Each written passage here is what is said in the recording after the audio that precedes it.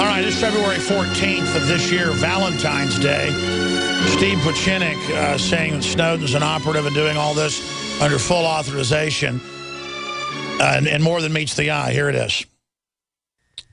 Well, I will tell you very simply. I started to think of Snowden a long time ago, as I was saying. I thought he was and analyzing him not as an American, but as a counterintelligence operative or somebody who's had experience in counterintelligence. I thought Snowden was very much what I call the manufactured avatar of the American intelligence community. And what do I mean by that?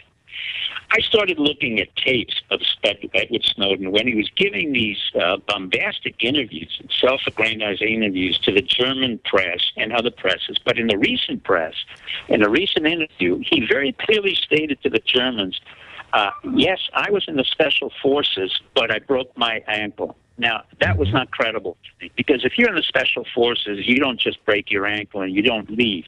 But he went on to explain that the special forces was something that was a noble endeavor on his part, and he saw it as a magnifier of military power. In other words, he gave me an explanation that was inconsistent with being a subcontractor.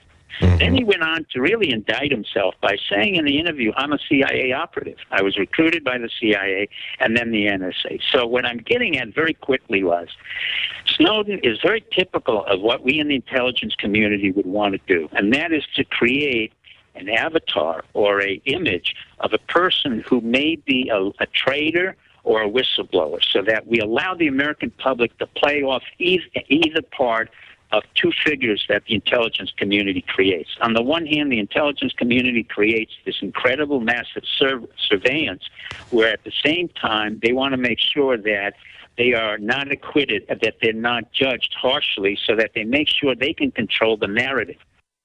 That's right. It's already starting to come out, so they have a limited hangout and dole out the information. And then later they can have him come out dressed up in a dress, like David Shaler of MI5. Or Bradley Manning coming out in a dress. They found that's the best way to discredit something, make him an icon, and then Snowden comes out in a big red dress. Chelsea Manning, excuse me. And I'm not kidding that we may have just blown their operation right there. When will Snowden show up in a pink tutu is the question, Paul Watson. I honestly don't know, Alex, but yeah, there are enough really bad things going on that we can prove. So I try not to get into speculation too much about Snowden, because I know a lot of people get obsessed with that kind of stuff. But you know, I mean, the Manning stuff and Shaler, I mean, how many whistleblowers have to come out dressed like a woman? I mean, you know that's staged. Well, I met Shaler with you back in 2005, and he was completely the most down-to-earth person you would ever want to meet. No, we had drinks with him for about 5 hours. That was pretty odd. I think he did have a mental breakdown, but whether that was tied into something else, I don't know. It was definitely odd.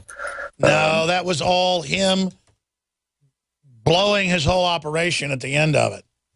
That's classic, man. I'm telling you, I think Pieczenik's got something here. I'm not sure he's right. It may be his training makes you a little too paranoid, but it's good to be too paranoid than not enough paranoid.